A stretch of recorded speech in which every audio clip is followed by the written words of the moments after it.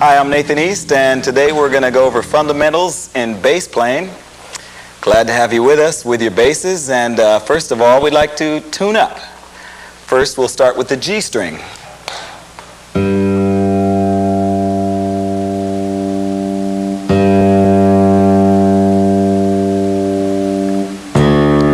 D string second.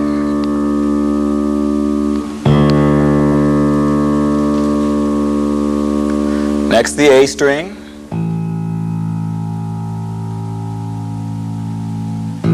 Tuning, very important. And the E string.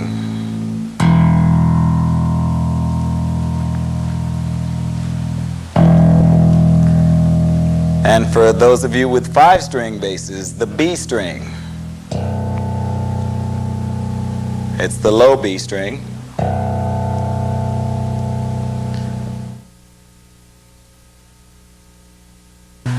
Okay, the bass guitar, my personal favorite instrument of all times. One of the best decisions I've ever made in my life was to learn how to play it, and as a result of that, I've been able to travel all around the world playing for different people and having a great time, as I'm sure you will. And we'll go over a few things right now involving technique. We'll speak about right-hand technique, left-hand technique, the thumb versus playing with the two-finger technique. And we'd like to take a look at the two-finger technique. This is something that I usually use, and there are a lot of exercises that I used to play to help me develop the two-finger technique. It's the two fingers, the first finger, and the second finger. And to do trills that eventually can have speeds.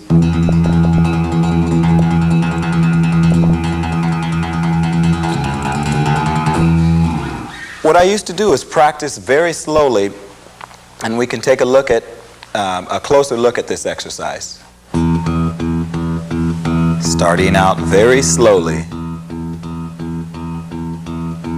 alternating fingers, noticing the difference between the sound when you play it soft or play it hard or use your nails. Now keep it as even as possible and gradually speed up. It's always a good idea to practice with a metronome. Get that solid click going and eventually speed it up.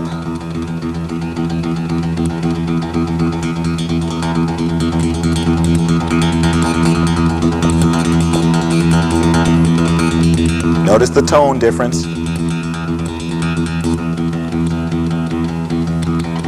Closer to the bridge, tighter, closer to the neck.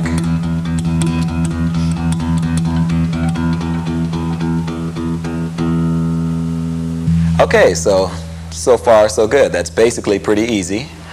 And fingers are very important in tone placement. Wherever you put your fingers, that's going to have a lot to do with the tone of the note. And this is a very important thing depending on what music you're playing. So for instance, if you want a fatter tone, you would play closer to the neck of the bass, and it would sound bigger.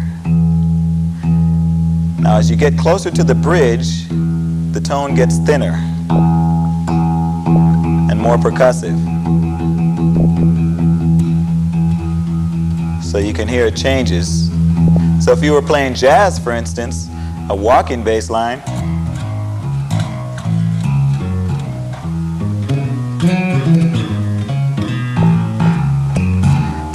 you would play closer to the neck.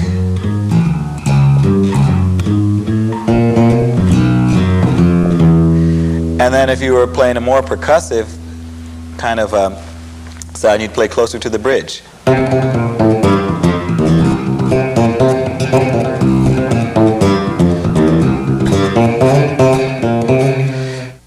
Then there's yet another dimension to the tone that you can get, and that's by using a little bit of your fingernail as a pick.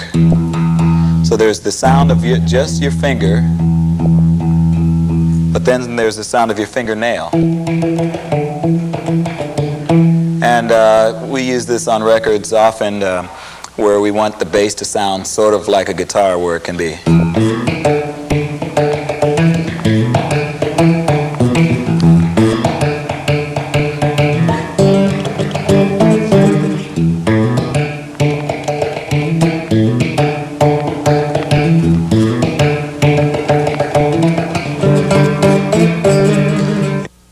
That gives you sort of a pick effect with your fingers.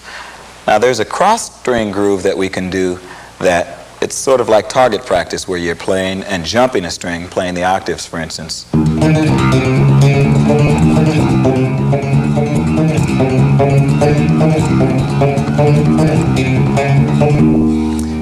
what that does is just helps your accuracy, and we can take a closer look at that. It's always good to start slowly and increase your speed.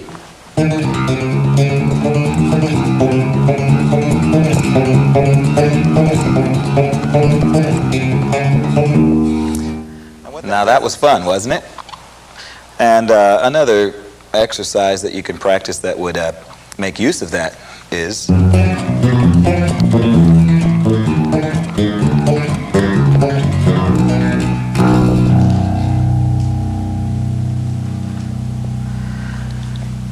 okay, next we'd like to work on the left hand technique. Now that you have the right hand pretty well worked out, there are a few exercises that are just good to do, and we'll do some together. It's like calisthenics. When you wake up in the morning, these are some of the first exercises that I learned, and I find them very helpful in getting the left and right hand coordination together. First of all, we would start at the first fret, and since I have a 5-string, we'll start on the B string with the note C. And what we're going to do is alternate fingerings. We're going to go across the neck of the bass, starting with the first 2 fingers.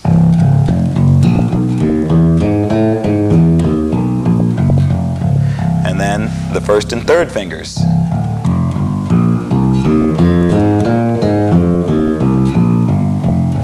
And then fingers 1 and 4.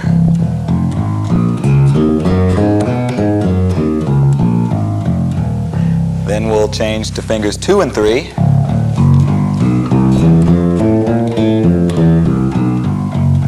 And 2 and 4.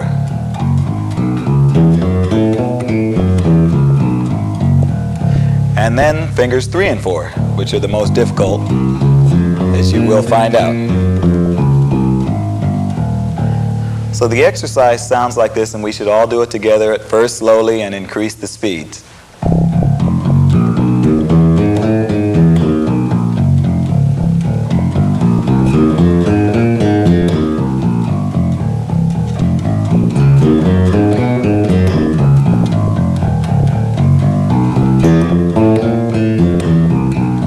Stretch those fingers out.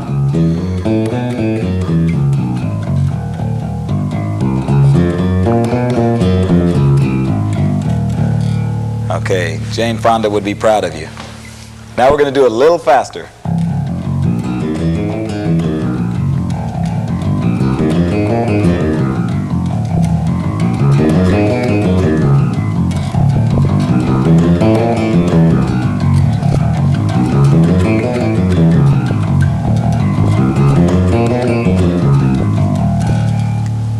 Those fingers 3 and 4 really start to get a workout after a while. And then, of course, we'll practice it faster each day. It's a good idea to practice with a metronome because it helps keep your time together. So if you happen to have a metronome, start with a slow tempo and always increase. It's very important that in all of these exercises that you learn to play them well and accurately at a slower tempo and then speed up. And pretty soon we want to play them. I can't even play it.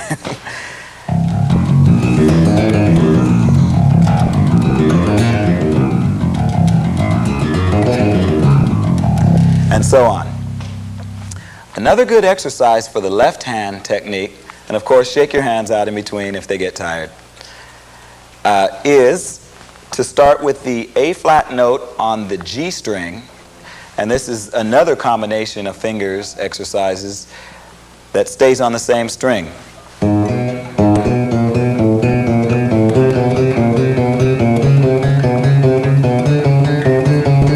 So as you can see, it starts and goes up the neck. So we'll take a closer look at the combination of fingers.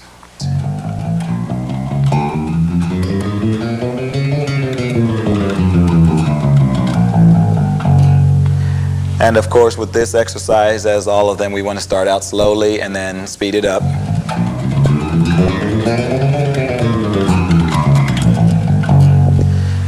Now let's take a look at an arpeggio study. This one is, we'll do a diminished arpeggio. And all an arpeggio is a chord. It's a single note of a chord.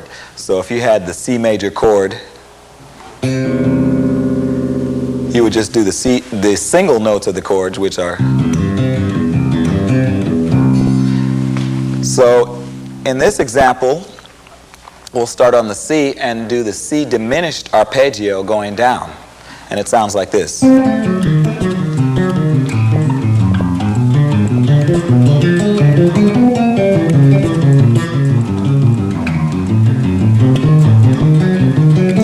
And so on.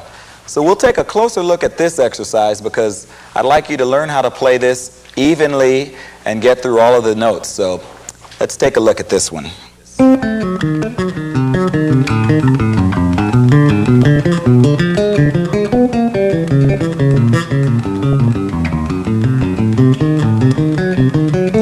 Okay, so you'll find that this is a fun exercise to play, and it's great to work up to speed.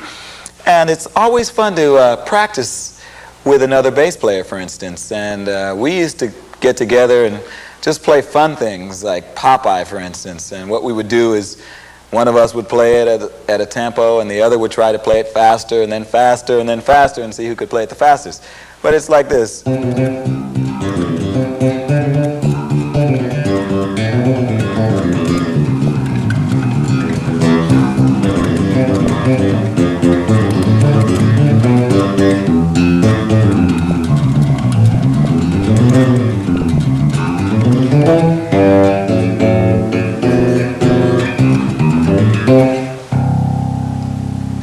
Okay, and then the other one would go.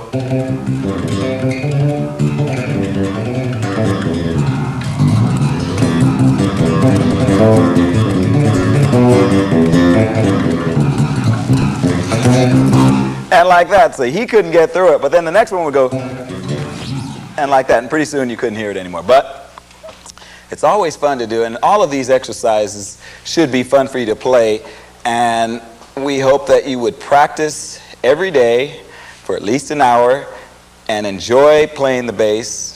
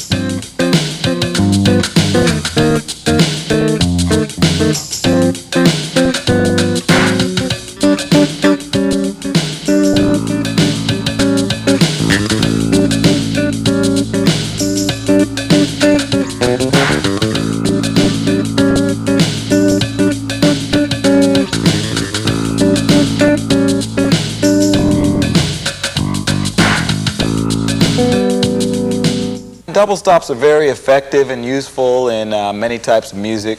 One of the masters of that I used to listen to of the double stops is Chuck Rainey, who you can hear his work on all the Steely Dan records and Quincy Jones old record, Aretha Franklin.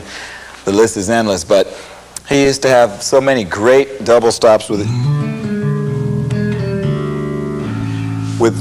taking advantage of playing chords or more than one note at a time on the bass. Now this is something you want to use your discretion with, because there are keyboard players playing the chords and guitar players are playing the chords, and you don't want to get in the way, and it can be muddy, especially when you play down in the lower registers.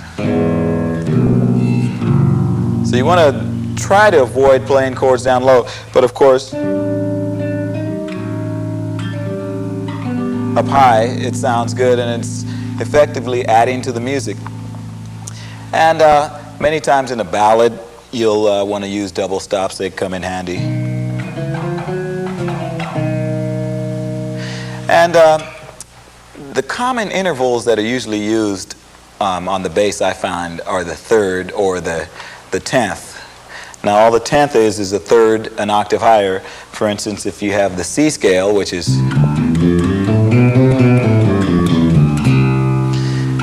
then you have the 10th of that scale, well the third is,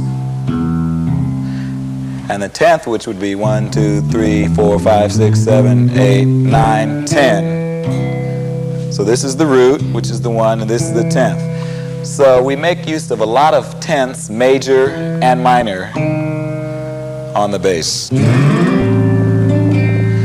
So you will often hear those. I usually use it on the open strings. So for instance, E, and then A, on the open D string, and on the G string. And it's like a cycle of fourths.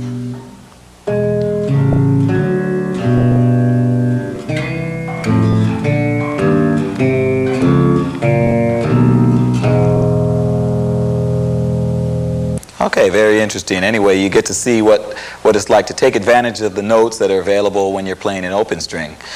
Now, those are the thirds. For instance, if you're in the key of A, and you have the 10th, the major 10th, we'd also like to take a look at the 7th, which would be, that's the minor 7th, and this is the major 7th.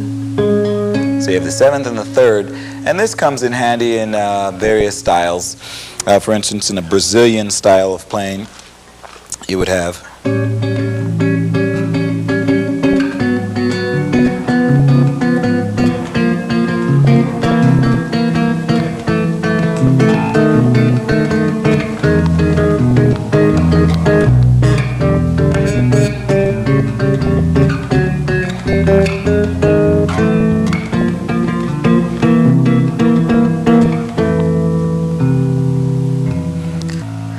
wasn't that special? Thirds and sevenths. We love those thirds and sevenths.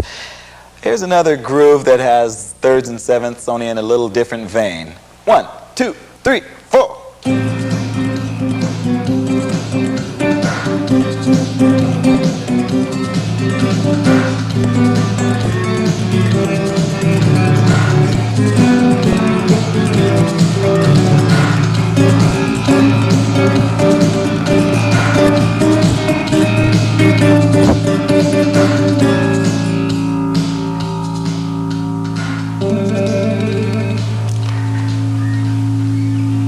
Okay, so now we'd like to talk about different applications. Now we're a bass player, we're a guitar player, we're playing chords, we're playing different styles. So now I just would like to show you a little thing where we combine three elements: playing the bass line, playing the chords, and then doing a little soloing on top. And it would go something like this.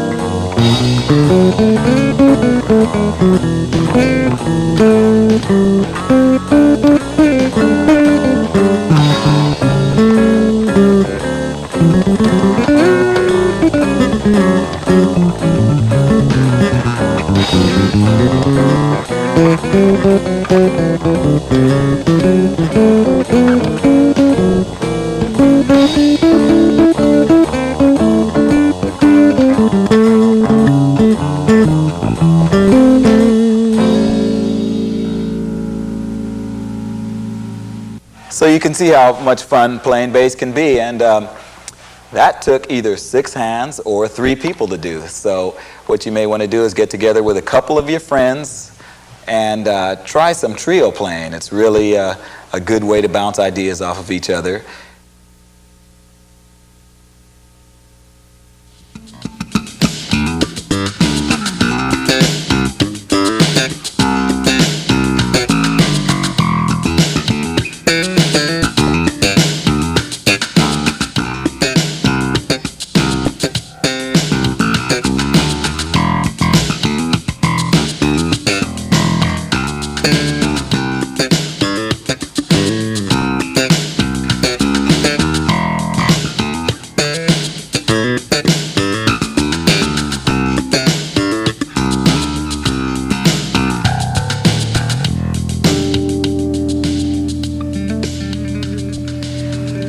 Okay, on this lesson we'd like to speak about playing with the drums or playing with the rhythm section.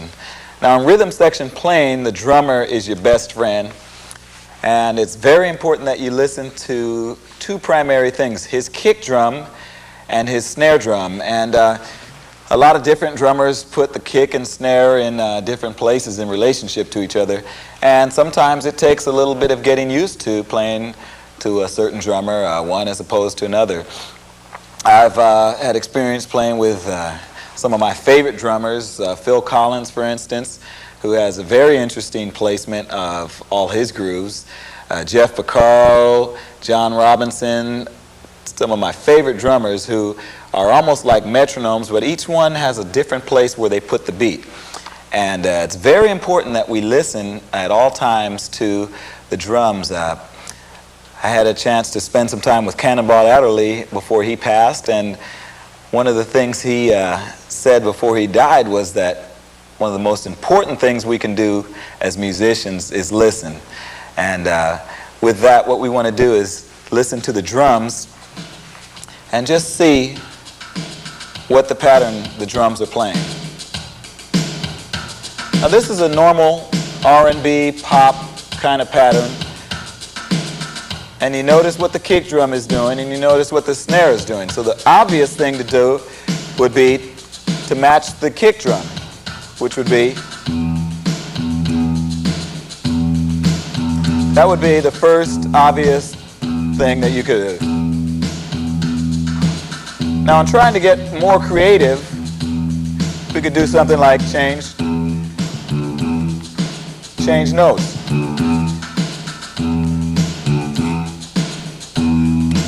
Now, note values have a lot to do with it as well. The short note, for instance,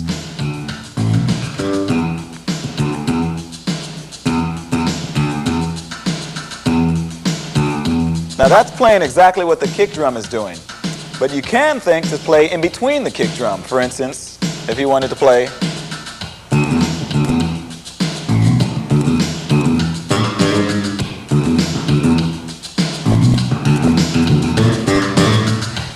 now that's one approach. Another approach is to play a more guitaristic kind of part that would sound like this.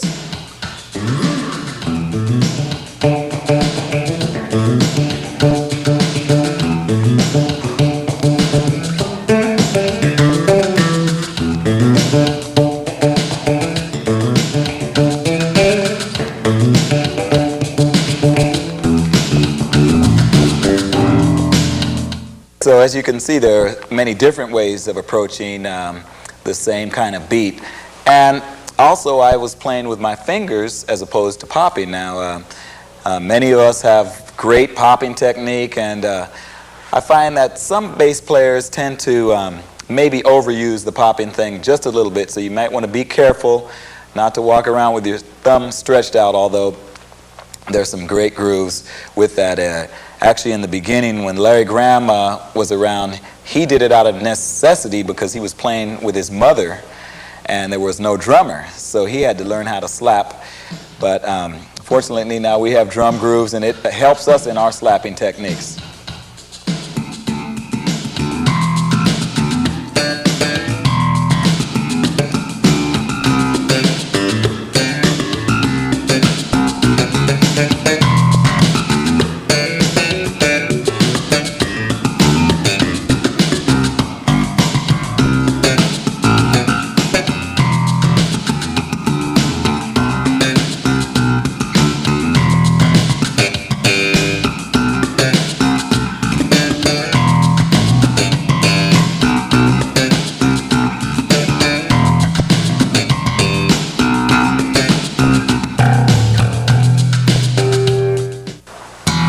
Slapping with the thumb,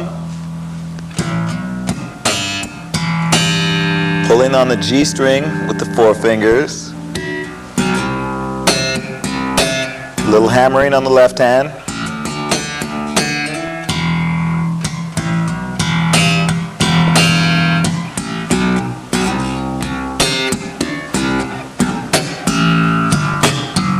groove in E,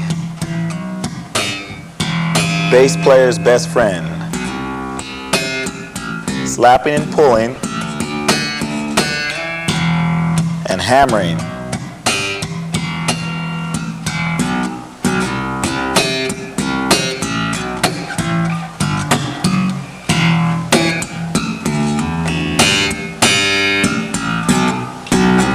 Sliding.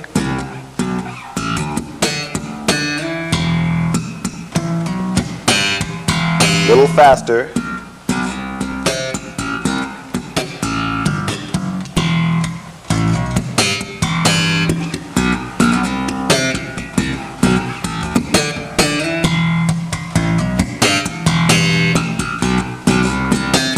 A little faster.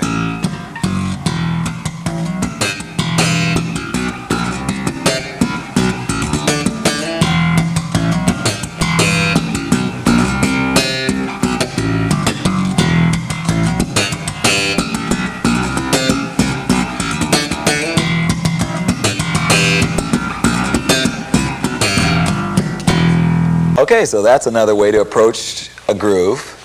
And of course there are many different kind of grooves. You have your shuffles, your swings, your ballads, and it's very important that you learn to play all the different kind of grooves. We're going to take a look at another groove, and we're going to invite you to participate in this one. We'll do a little soloing and play the changes. You'll listen to it, and we'll have you participate, and I'll give you your cue. And now let's take a look at the shuffle groove. There's a couple different ways you could play this one as well. Again, we're listening to the kick drum. Kick and snare.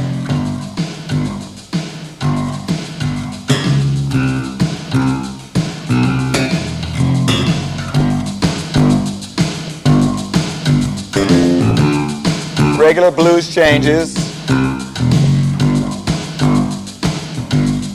We just add a little more.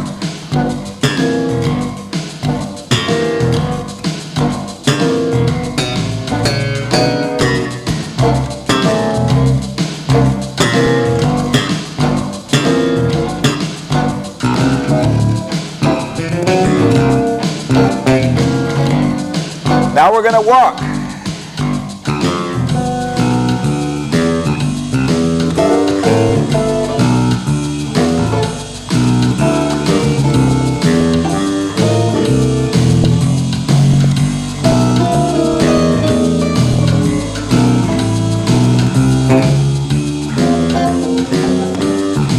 Now we're going to accompany the guitar solo.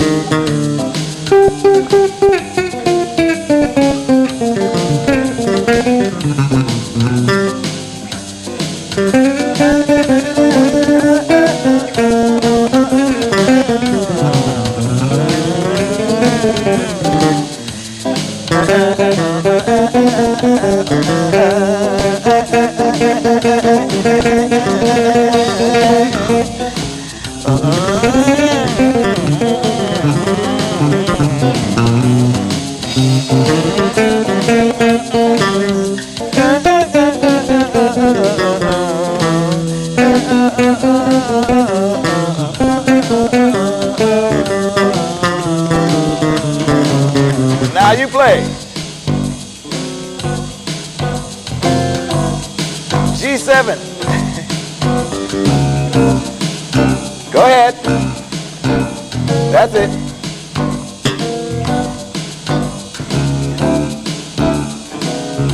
You're getting it. All right, come on, a little more now.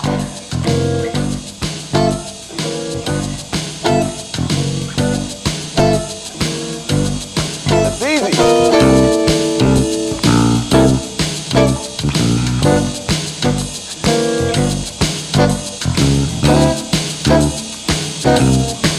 That's it. I'm going to give you one more chorus.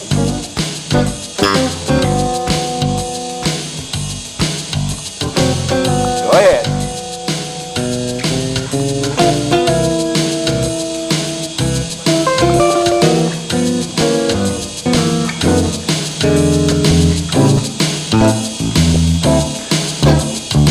Very good. Give yourself a round of applause.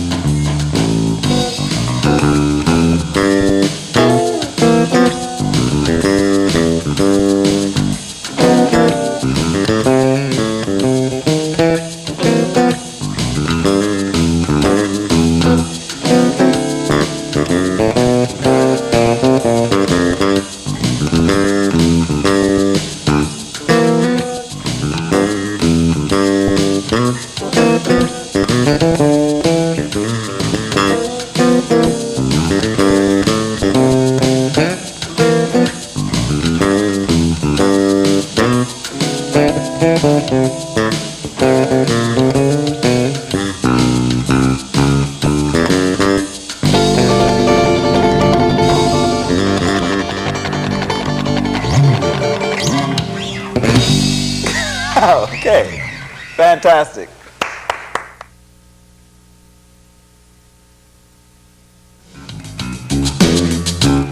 This would be an R&B type groove. Lionel Richie.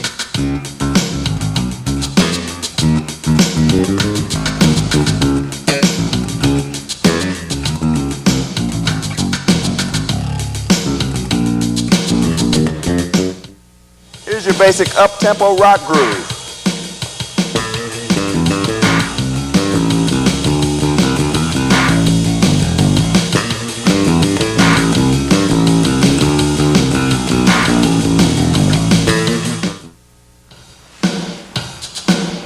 On this groove, we'll just have two changes to play over, A minor and D7. There's millions of things you can play over these, and this is just but one of them.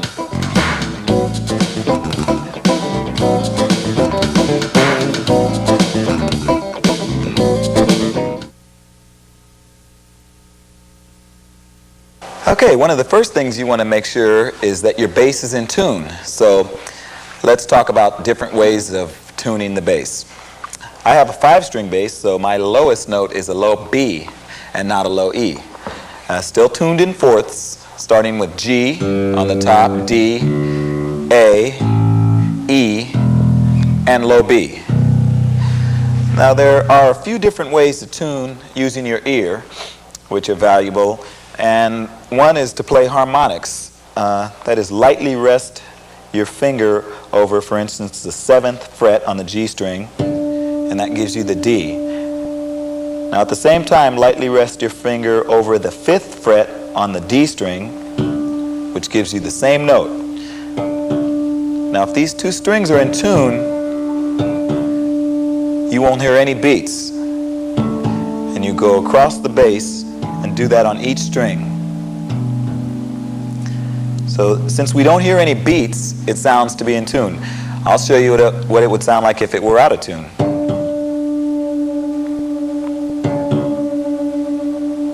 And you listen for the beats. So you would simply tune it until you don't hear any more beats.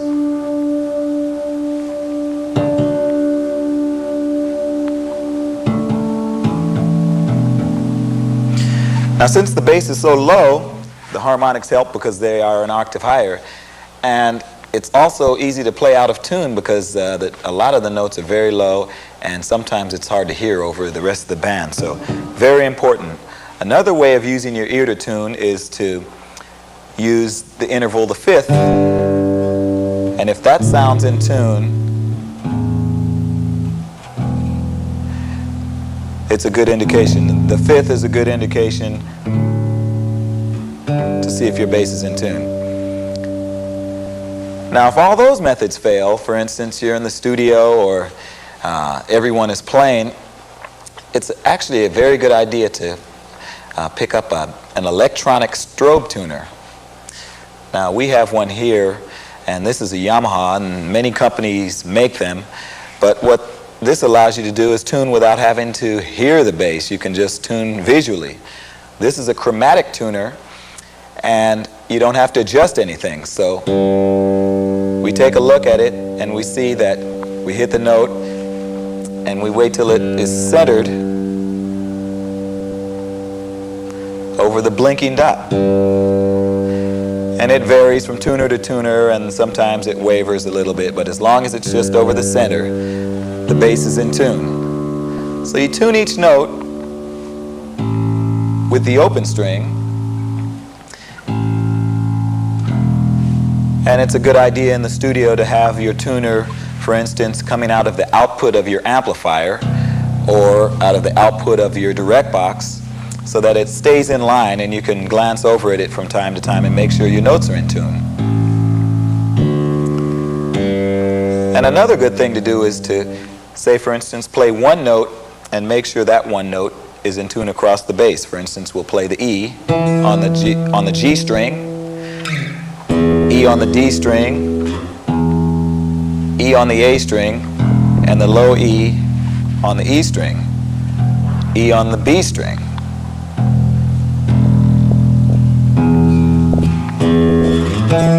And that just allows you to check with your ears to see if the notes are in tune. Now, all of that is fine, but the bass must be intonated. And by intonated, we mean that the string length is long enough or short enough so that when you play the harmonic at the 12th fret and the actual note at the 12th fret, they're both equally in tune with each other. Now, one of the tricks that we usually use, usually if you have to take your bass into the shop and get it intonated, one of the tricks that we usually use to intonate it is just rest it on your lap and get a Phillips screwdriver or whatever the screwdriver you need for your bridge would be. Go down here to the bridge and lengthen or shorten the string yourself. So for instance, you can see the bridge moving, and that way makes it longer or shorter. So a trick to intonating your bass now is we would take a look at the tuner, we would tune the note to G,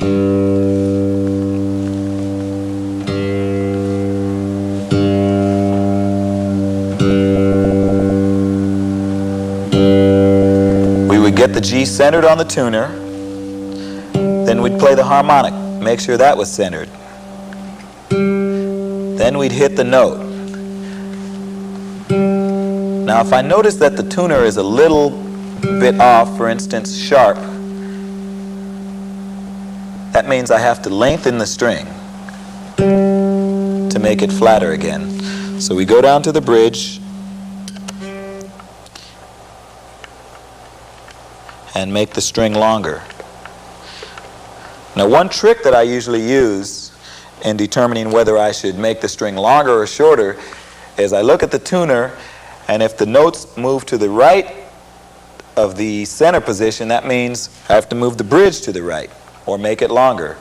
And if the notes on the tuner move to the left of the center position, that means I move the bridge to the left. It seems confusing at first, but you'll get the hang of it.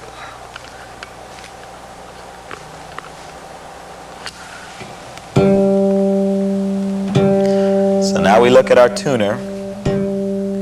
We hit the note, we hit the harmonic, and we hit the actual note. And the two sound in tune with each other.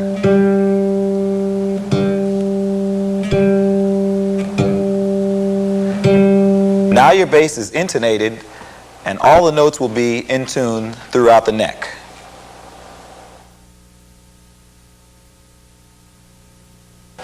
Nathan, the first thing I want to ask you is, how long have you been playing bass? I've been playing now for about 18 years. 18 years, yeah. What influenced you the most? Why play bass? Well, at the time I looked and it only had 4 strings on it, so that seemed easier than guitar. So, well, you got me fooled. There's 5 on the one you're playing. There's 5 at the moment. Bass? Well, I think it's evolved to 5 at the in this day and age. Mm-hmm.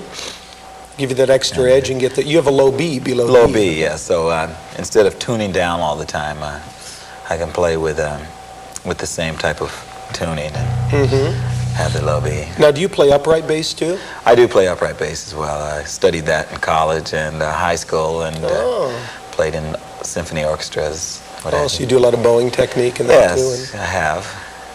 Not lately, though. No?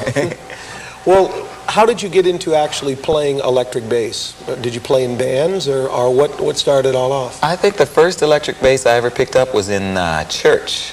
Oh. And my brothers and I used to have a group that played for folk masses in the Catholic Church in San Diego, and they played guitar and I was kind of tagging along, and I saw a bass there and picked it up and fell in love with it immediately. Wow, that's great. How did you get into top 40 bands after that, or commercial bands? Yeah, from there I went on to play in school bands and the stage band, jazz ensemble, and then the garage bands. Well, speaking of jazz ensemble, did you get into reading music? I did. You mentioned the upright bass. And yes, actually my first instrument was cello, so I had to learn how to read. That was in junior high school, and when I got to high school, I discovered the bass and had to learn how to read for the jazz band and the different academic groups that I was in. Yeah, so I guess that's helped you a lot in studio work, where you can apply that reading. Absolutely, absolutely. It's a must for any kind of studio work where you're not in a band and don't already know the song before you go in. Instead of just playing grooves and things that you already know. Right. In fact, speaking of that, when you got into playing bands, I mean, what were the most memorable bass lines and the most influential people in your life as far as bass players were concerned? Well, when I started, one of the first bass lines I learned was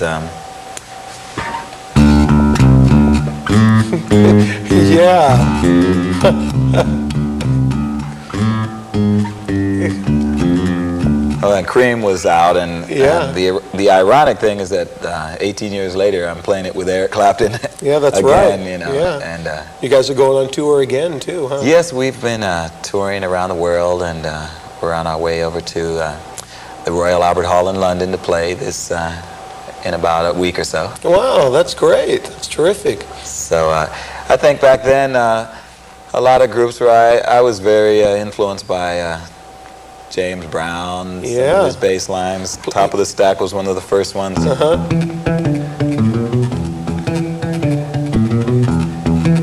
Yeah. And a lot of the Motown grooves. What kind of things,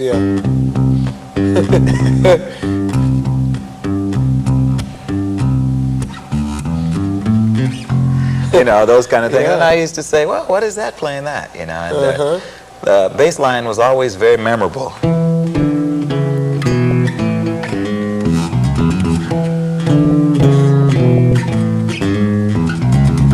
You know, and the list goes on and on. So. Yeah. What about like funk and things like that? Is there anything they're real? I listen to, well, there are a lot of funk groups out. Kool and the Gang, Earth, Wind and Fire was one of my favorites. Verdine White, one of my favorites. Tower Power, their bass line.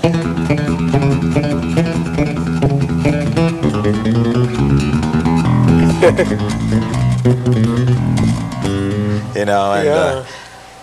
Herbie Hancock had Paul Jackson was playing bass with him, Yeah. and he used to do the.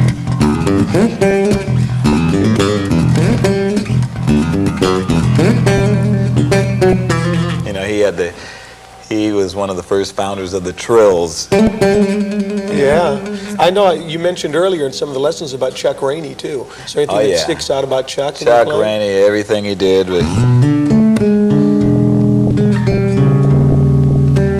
You know, he used to play great things on all the Steely Dan records, Aretha Franklin. Yeah. You know, all the double stops, and Yeah. he was the king of those kind of licks. I remember one of the first bass lines I ever learned was a song called Reverend Lee by Roberta Flack. Oh, He was yeah. playing bass on it.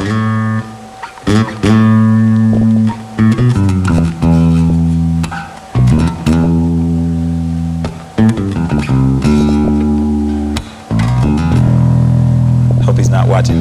Yeah. Is there any contemporary bass players now? What about Larry Graham? And Larry Graham, the inventor of all the popping, he did Hair, and he had Graham Central Station, and that was the first time all the guys in my band were coming back from Oakland saying, there's a guy up here that's unbelievable. He makes the bass growl, and he did the slapping and popping. And So you incorporate a lot of that in your playing with them? yeah, a lot of, you know, just whatever. Everybody has a lick that they do well.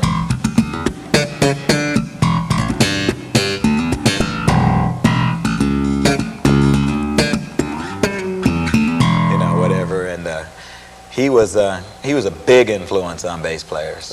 Very big influence. Paul McCartney was a big influence.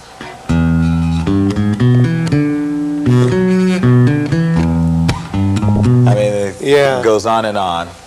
And I think just in the beginning, bass lines seem to be a big part of a lot of records. I mean, they still are. If you can identify a record by the bass line, for instance, name that tune.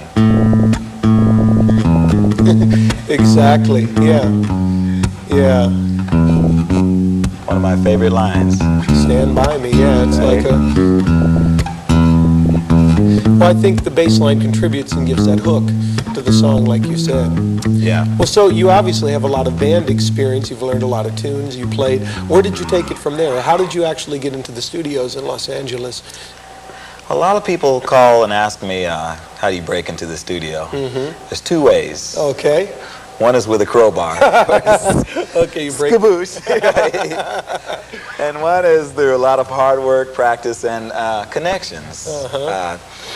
One of the first things I did was, because I was very intrigued by studio, you know, and perfect kind of setting and having your instrument recorded in under perfect conditions. And what you do is find someone in your town or who's doing a lot of studio work and kind of get under their wing and say, Sort of hey, like a sponsor then. exactly. Yeah. And I did just that with one of my friends in San Diego where I was raised. Yeah. And just call up and said, listen, I play bass and I'm kind of interested in breaking into this studio situation. And so you go and watch a couple times, see how they do it. It's a pretty valuable experience. You've got a pretty extensive rig too, as far as your equipment and your rack and everything, huh? Yes, I actually been working on a sound and rig for a long time, ever since playing the club days, and always trying to improve the quality of pickups and amplification. And now fortunate enough to be endorsed Yamaha equipment. I noticed this bass right here. Tell us a little bit about this. It's got your name on it, and it's got looks like a real. It's got a great sound. A bass, thank you. This is a bass that they made especially for me and from Japan, and it's, you know, a special 5-string active bass with a I think a very comfortable string spacing, very nice sound. And they provide me with all of my strings, basses, amplification, and tuners, just about anything that I need. Anything in the world, yeah. So it really helps to belong to a company that is so powerful. Well, they've got such a big reputation. Their instruments are so high quality. I mean, they can take a lot of abuse, especially throwing them in anvil cases and shipping them all over the world all the time. Yeah, yeah. And I'm very happy with the Yamaha basses. Well, besides that, when you got, as far as auditioning, because you played with a lot of stars too, how did you end up at that point where you were going on the road with big stars? And what were some of the auditions like, and what would you recommend to players that are trying to get out there? Well, I would say it's a kind of long snowball effect. You look up and see somebody and you say, wow, I want to be there, and you aspire to be that, but you don't know how long that person has actually been out there trying to make it. And for instance, I can remember several auditions, some that I didn't make and some that I made. Yeah, yeah. And it's heartbreaking when you don't make the audition, and sometimes you feel like hanging it up, but interestingly enough, some of the groups that I auditioned for before I started working in the Los Angeles area and failed miserably at the audition, turned out to be good friends with them and make records with them later on. Yeah. I don't think my playing really changed any, but the things you have to know about an audition is that the circumstances usually are kind of tricky, but sometimes that's the only way to go about it. What would you say the difference is working with different types of leaders, like, say, if you're on the road with Eric Clapton opposed to working with Quincy Jones? Or Well, I would say most of the more successful people that I've worked with have been really great guys to work with. And for instance, working with Al Jarreau, I would play certain things that weren't on the record, and he really loved that, you know. Yeah, and he liked something different, whereas other artists, they wanted exactly like the record. Quincy Jones is one of the nicest producers, men in the business, and you go in the studio with him, immediately makes you feel at home. And Eric Clapton is like a brother to me. We have great times on the road together, and again, there's a very mutual respect on both of our parts, and it just makes the gigs really fun. Wow, wow, sounds like a great deal of experience. What is, getting down to the specifics, what do you actually practice in the early stages of your playing? Did you have certain, we discussed earlier in the lessons about technique, certain things, was there a certain number of hours of day you practiced, or did you work with records, or what did you do? Well, yeah, I would say that there was an interest there, so it went from, in the beginning, to holding a broomstick in front of the TV with the Beatles playing, to actually playing to my favorite records. And if I didn't have the record, I would play to the radio and just sit there, and whatever they were playing, I would try to learn that. And I would go out and buy my favorite records, back it up, put the needle back, scratch it, put it back, scratch it. But then I'd do it even at a slower speed so that I could learn what they were playing. And of course, had to learn a lot of tunes for top 40 bands. Yeah. Well, it seems like, what about your daily practice routine, as far as you had certain technical exercises of practicing with a metronome, or did you do some sight reading too, or how did you prepare yourself? Well, I was fortunate enough to be involved in a lot of school bands, a stage band, and actually even marching band, and things that forced me to play and read every day. So it was a built-in kind of practice schedule, because there was music that I had to take home and learn. And then at the same time involved in high school bands, garage bands, playing Santana songs and top 40. So it was a combination of reading during the day and then going home and practicing with the radio and records. Well, where do you see yourself a year from now? What's the future hold for Nathan East? Well, I think since I built a studio at home, there's going to be a lot more production that I'm going to get involved with, and eventually artist with my brother Marcel, who's a talented producer, guitar player, writer. Yeah, great drum programmer too. And drum programmer, which is important nowadays. Yeah, I know. Programmed all the drums for the solo videos. And both of you are pilots too, so you can fly to the gig too, huh? So I think we could look for a record from East Meets East, or whatever we're going to call it. Or Flying High. Or Flying High. Well, thank you very much, Nathan.